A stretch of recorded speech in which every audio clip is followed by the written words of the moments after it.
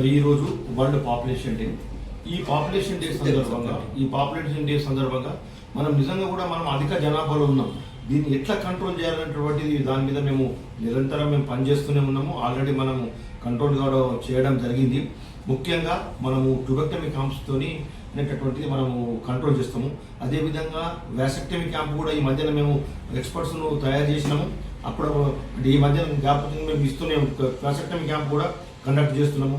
కండమ్స్తో కూడా మేము ఓపెన్గా పెడుతున్నాం. ఎందుకంటే ఎక్కడైనా తీసుకోవడానికి వాళ్ళకి ఇబ్బంది అవుతుంది, హాస్పిటల్లో పిఎస్సీలలో అది కండమ్స్ కూడా ఉంటాయి.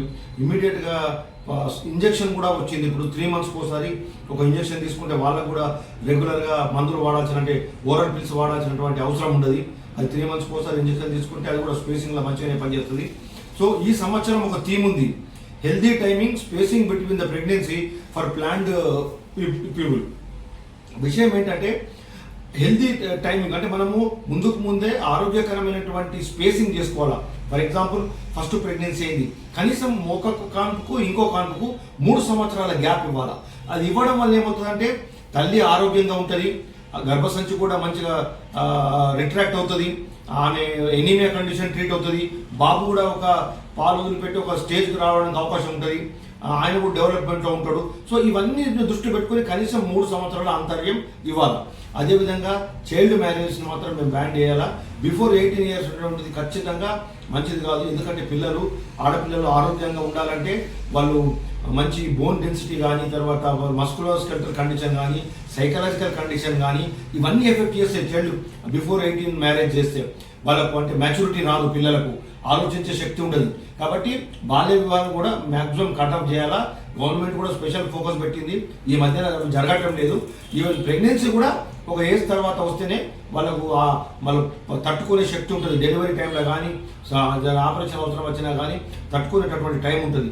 సో ఇంకోటి ముఖ్యంగా ఏంటంటే ఎలిజిబుల్ కపుల్ ఎవరు వెళ్తున్నారో వాళ్ళని మా వాళ్ళు గుర్తించి వాళ్ళకి అవగాహన కల్పించి తీసుకొచ్చి ట్యూబెక్టమీ అనేటటువంటిది చేస్తారు. ఖచ్చితంగా 3 సంవత్సరాల గ్యాప్ ఇవ్వాలా ఒక ప్రెగ్నెన్సీకి ఇంకో ప్రెగ్నెన్సీకి. మరి అదేవిధంగా పబ్లిక్ కూడా మాకు సహకరించాలా. మేము అన్ని చోట్ల కూడా ట్యూబెక్టమీ, ప్రైవేట్లో కూడా ట్యూబెక్టమీ అనేటటువంటి రెగ్యులర్గా జరుగుతున్నది పాపులేషన్ కంట్రోల్ కోసం. పాపులేషన్ కంట్రోల్ చేయకపోతే ఇప్పటికే మనం అంటే దగ్గరలో ఉన్నాము చైనాకు.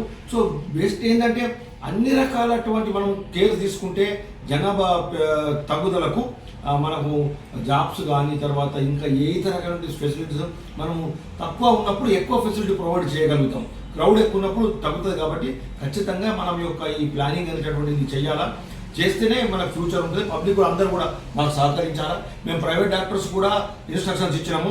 ఏంటంటే ఖచ్చితంగా ట్యూబెక్టమీ అనేటటువంటి కండక్ట్ చేస్తున్నారు. అన్ని హాస్పిటల్లో ట్యూబెక్టమీ అవుతుంది.